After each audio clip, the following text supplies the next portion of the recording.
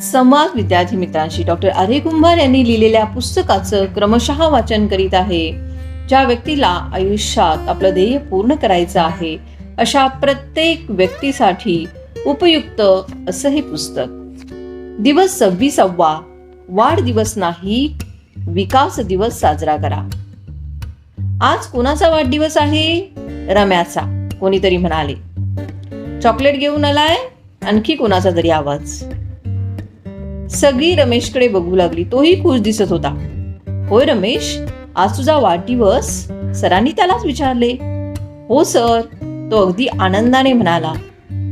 चॉकलेटचा पुडा घेऊन सरांच्याकडे गेला. सरांना एक चॉकलेट दिले आणि पाया पडला. यशस्वी भव, सर म्हणाले. आणि मग रमेशने सगळ्यांना चॉकलेट्स वाटली. घरी साजरा केला का रे वाढदिवस? सरांनी पुन्हा त्याला विचारले. नाही, आज संध्याकाळी करायचा. कसा कसा करणार आहेस तुझा वाढदिवस? सर, त्याच्या वडिलांनी त्याला भारीतली सायकल आणली आहे. तिसराच कोणीतरी. अरे वा, आणखी काय काय करणार आहेस?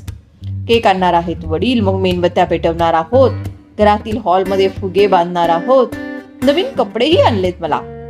संध्याकाळी आम्ही सर्वांना बोलवणार आहे. सर, तुम्ही या ना? हो, नक्की येईन. आम्ही सगळे जाणार आहोत सर, दयानंद सगळ्यांच्या वतीने म्हणाला. आता रमेश चांगलाच खुशीत आला होता.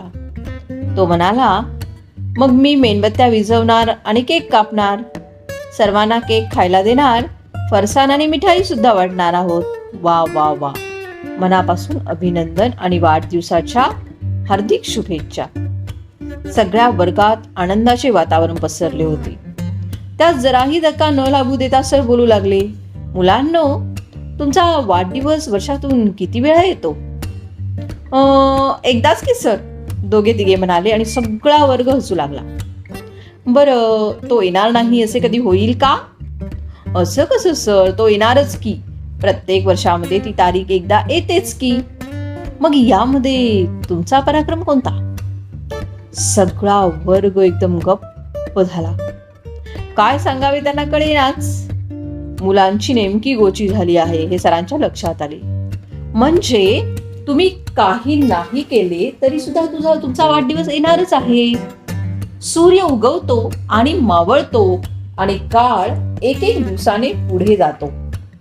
त्याच कोणीही थांबवू शकत नाही. जसा काळ पुढे जातो तसे आपण वाढतो, आपले वय वाढते आणि एक एक वर्षाने आपण मोठे होतो. आमचा वाढदिवस येतो आणि आम्हाला किती आनंद होतो. मग त्याचा उत्सव साजरा होतो. श्रीमंतांच्या घरातील या उत्सवाचे स्वरूप तर विचारूच नका. गावात चौकात अभिनंदनाचे बोर्ड पाहताना.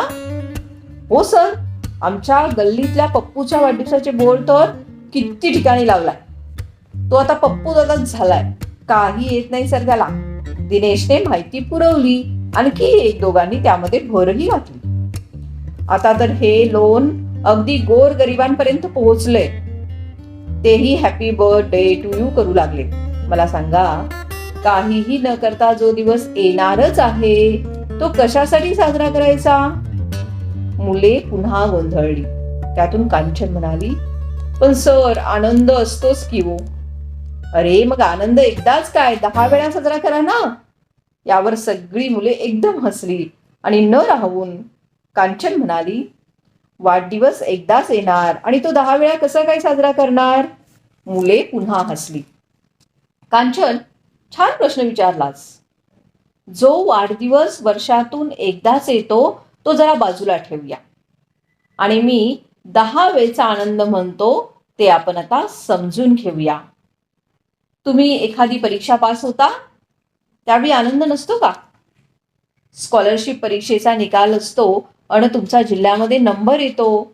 वक्तृत्व, निबंध, चित्रकला यासारख्या स्पर्धेमध्ये तुम्हाला प्रथम, द्वितीय, तृतीय क्रमांकाचे बक्षीस मिळते. रांगोळी, नृत्य, गायन कलेमध्ये तुम्ही चमकता. खेळामध्ये तुम्ही प्रावीण्य मिळवता. या सगळ्या आनंदाच्याच गोष्टी नाहीत का? आहेत की सर. मग करा ना साजरे हे दिवस. असे वर्षातील 10 दिवसही असू शकतात की ज्या दिवशी तुमचा विकास झालेला असतो, एखादं यश तुम्ही मिळवलेलं असतं. मग आमच्या वाट्याला काहीच येणार नाही, रवी म्हणाला आणि सगळे हसले. सरांनाही हसू आवरले नाही. स्वतःला सावरीत ते म्हणाले, या दिवसांना विकास दिवस असे म्हणूया. वाढदिवस म्हणजे वयाने वाढणे, तर विकास दिवस म्हणजे गुणांनी वाढणे. वाढदिवस कर्तृत्वाविना येतो, पण विकास दिवस प्रयत्नपूर्वक आणावा लागतो. वाढदिवसामध्ये पराक्रम काहीच नाही, पण पराक्रम केल्याशिवाय विकास दिवस लाभतच नाही. अशा विकास दिवसाच्या आनंदाचे सोहळे आपल्या जीवनामध्ये जेवढे जास्त, तेवढा आपल्या आयुष्याला अर्थ प्राप्त होतो. जगाचे डोळे आपणाकडे लागतात. लोक आपली वाहवा करतात.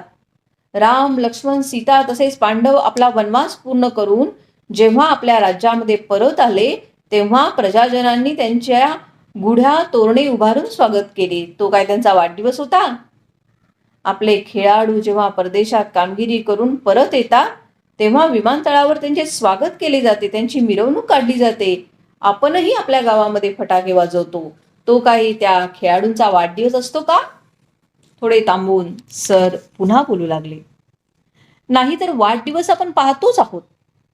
तोच तोपणा, तोच तो केक, त्याच मेणबत्त्या, तेच फुगे. मग त्या मेणबत्त्या विझवायच्या, केक कापायचा आणि मग सगळ्यांनी म्हणायचं, हॅपी बर्थडे टू यू. काय अर्थ आहे या गोष्टीला? मुले गप्प झाली होती. वाढदिवस तसा रोज असतोच की, सर शांतपणे बोलू लागले. आपण दररोजच एक दिवसाने वाढतो, फक्त जन्मदिवशी आपण एका वर्षाने वाढतो, एवढंच. या कालचक्रामध्ये सगळेच वाढत असतात. काळाने माणसे मोठी होतच असतात. त्यासाठी काही विशेष कष्ट करावे लागत नाही, फक्त निसर्ग आपले काम करतो. कोण किती मोठं झालं याची तो दखल घेत नसतो. आपण मात्र या बाबतीत खूप दक्ष असतो. कधी एकदा तो दिवस येतोय आणि कधी मी नटतोय असं आपल्याला होतं, आणि पालकांना सुद्धा तसंच वाटत. आपापल्या ऐपतीप्रमाणे हा दिवस मग साजरा केला जातो. भेटवस्तू दिल्या जातात. आपणालाही त्या दिवशी वाटून जातं की मी खूपच वेगळा आहे. सर, मग आपण गांधी जयंती साजरी करतो, कर्मवीर जयंती साजरी करतो, स्वातंत्र्य दिन साजरा करतो. रोहिणीने डोक्यामध्ये घोळत असलेला विचार मांडला. अरे हो रोहिणी, बरे झाले तू मुद्दा काढलास हा ते. वाढदिवसाच्या निमित्ताने मला तुम्हाला हे सांगायला पाहिजे. महात्मा गांधी, कर्मवीर भाऊराव पाटील यासारख्या महान समाज सुधारकांनी त्यांच्या हयातीमध्ये स्वतःचा वाढदिवस कधीच साजरा केला नव्हता. पण त्यांच्या मृत्यूनंतर आपण त्या लोकांचे जन्मदिवस साजरे करतो. हा दिवस त्यांचा वाढदिवस तर नक्कीच नाही, कारण ते मरण पावलेले आहेत. त्यांचा मृत्यू दिनही आपण साजरा करतो, त्याला आपण स्मृती दिन म्हणतो. या दिवशी आपण त्यांचे स्मरण करायचे, त्यांच्या कार्याचे स्मरण करायचे आणि त्यातून काहीतरी बोध घ्यायचा. स्वातंत्र्य दिनाचा वाढदिवस आपण साजरा करतो आणि केलाच पाहिजे. त्यास आपण वर्धापन दिन असेही म्हणतो, अर्थात वाढदिवस असतो. आपल्याला स्वातंत्र्य मिळून किती वर्षे झाली याचा तो हिशोब असतो. हाही तसा स्मृती दिनच. ज्यांनी ज्यांनी हा दिवस आपल्याला मिळवून दिला, त्या क्रांतिकारकांचे, देशभक्तांचे स्मरण करण्याचा हा दिवस. वर्षातून असे किती जणांचे स्मृती दिन साजरे होतात? तसा काही आकडा सांगता येणार नाही, पण फारच थोडे, हेमंत म्हणाला. पण एक गोष्ट आपल्या लक्षात येईल की या व्यक्तींच्या वाढदिवसाचा समाजाशी संबंध आहे. आपला वाढदिवस साजरा करताना आपण कधी समाजाचा विचार केलाय का? किंवा आपल्या वाढदिवसाचा आणि समाजाचा काही संबंध असतो का? काही नाही सर, मयुरी मान हलवून म्हणाली. म्हणजे आपला वाढदिवस फक्त आपल्यापुरता मर्यादित असतो. परंतु पंडित जवाहरलाल नेहरूंचा वाढदिवस मुलांना बहाल केला, म्हणून त्यांच्या वाढदिवसाला आपण बालदिन म्हणतो. डॉक्टर सर्वपल्ली राधाकृष्णन यांचा वाढदिवस आपण शिक्षक दिन म्हणून साजरा करतो, जे वाढदिवसाचा संबंध त्यांनी समाजाशी जोडला. महात्मा गांधीजींच्या एका वाढदिवसाचा प्रसंग तुम्हाला सांगतो. महात्मा गांधीजींच्या आश्रमातील ही घटना आहे. त्या दिवशी महात्मा गांधीजींचा वाढदिवस होता. गांधीजी नेहमीप्रमाणे सकाळी फिरून आले. प्रार्थनेची वेळ झाली होती. आश्रमातील सगळे लोक जमले होते. इतक्यात गांधीजींचे लक्ष प्रार्थनेच्या जागी लावण्यात आलेल्या दिव्याकडे गेले. दिव्यामध्ये तूप घातले होते. तुपाचा दिवा जळत होता. ते पाहून गांधीजी नाराज झाले. त्यांनी रागाने विचारले, हा तुपाचा दिवा कोणी लावला? तो दिवा कस्तुरबांनी लावला होता. आणि म्हणून त्या पुढे आल्या आणि म्हणाल्या, मी लावला. आज तुमचा वाढदिवस आहे ना? हे ऐकून गांधीजी प्रसन्न होतील असे त्यांना वाटले, पण झाले उलटेच. गांधीजी त्यांना म्हणाले, कस्तुरबा, आज तू खूप मोठी चूक केली आहेस. लोकांना घरात लावायला तेल मिळत नाही, सणावाराला देखील त्यांना तुपाचा वापर करता येत नाही आणि चक्क दिव्यासाठी तू तूप वापरलेस. मी सगळ्यांना काटकसरीचा उपदेश करतो आणि माझ्याच घरी असे घडते. आता लावलास तर जळू देतो दिवा, पण यापुढे अशी उधळपट्टी चालणार नाही आणि एवढ्यावरच ते थांबणार नाहीत. या फालतू खर्चाची भरपाई म्हणून आपण दोघे सुद्धा आज उपवास करूया. आणि म्हटल्याप्रमाणे त्या दोघांनी सुद्धा उपवास करूनच तो वाढदिवस साजरा केला. आपल्या वाढदिवसाची आणि या वाढदिवसाशी तुलना करून पहा, काय जाणवते? सगळ्या मुलांनी माना खाली घातल्या. सरांच्या हे लक्षात आले की मुलांचा हा आवाका नसताना आपण त्यांना हा प्रश्न विचारला आहे. मग ते हळू आवाजामध्ये बोलू लागले, मुलांनो, निराश होऊ नका. मी तुम्हाला फक्त जाणीव करून देतोय. विविध क्षेत्रामध्ये अनेक व्यक्तींनी आपले नाव कमावले आहे. त्यांच्या कार्याने समाजाचे भले झालेले आहे. अशी कितीतरी नावे सांगता येतील. तथापि एकूण लोकसंख्येच्या तुलनेमध्ये ती कमी आहेत. बहुतेक जण आपल्यासारखे सामान्य आयुष्य जगणारे, आपल्यापुरते जगणारे आणि आपला उत्सव आपणच साजरा करणारे. समाजाच्या दृष्टीने त्यास काही अर्थ नसतो. आपल्या मृत्यूनंतर आपला जन्मदिवस व मृत्यूदिवस प्रेरणा दिवस म्हणून मागील पिढीने साजरा करावा असे वाटत असेल तर आपण तसे कार्य केले पाहिजे. सर थोडे थांबले, डोके खजवल्यासारखे करून पुन्हा बोलू लागले, अरे, मी खूपच पुढचं बोलू लागलो काय?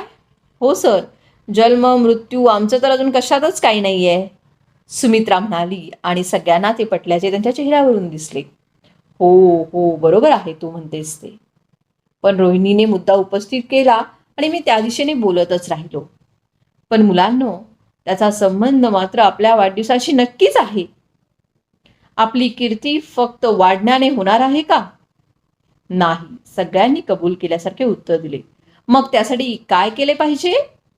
यश मिळवले पाहिजे, यशोधराने नावाप्रमाणे सांगितले.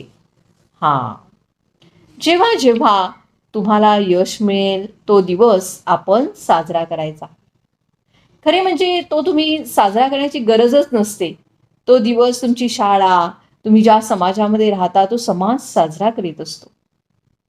तुमच्या नेहमीच्या वाढदिवसापेक्षा तो कितीतरी वेगळा असतो. तुमच्याबद्दल लोक भरभरून बोलतात, तुमच्या यशाचे कौतुक करतात. तुमच्यामुळे शाळेची, गावाची मान उंचावली जाते असे म्हणतात. कोणा मोठ्या व्यक्तीच्या हस्ते तुमचा सत्कार होतो. कसं वाटेल तुम्हाला आणि तुमच्या आई वडिलांना या प्रसंगी? जरा कल्पना करून पहा. आणि यालाच मी विकास दिवस म्हणतो. तुमचे असे विकास दिवस साजरे व्हावेत हीच माझी इच्छा आहे बाळांनो.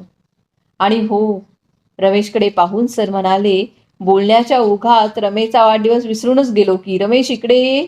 वाढदिवसाच्या तुला आम्हा सर्वांकडून हार्दिक शुभेच्छा. Happy birthday to you. कोणीतरी सुरुवात केली आणि सर्व मुलांनी सूर ओढला. रमेश मात्र थोडा नाराज दिसत होता.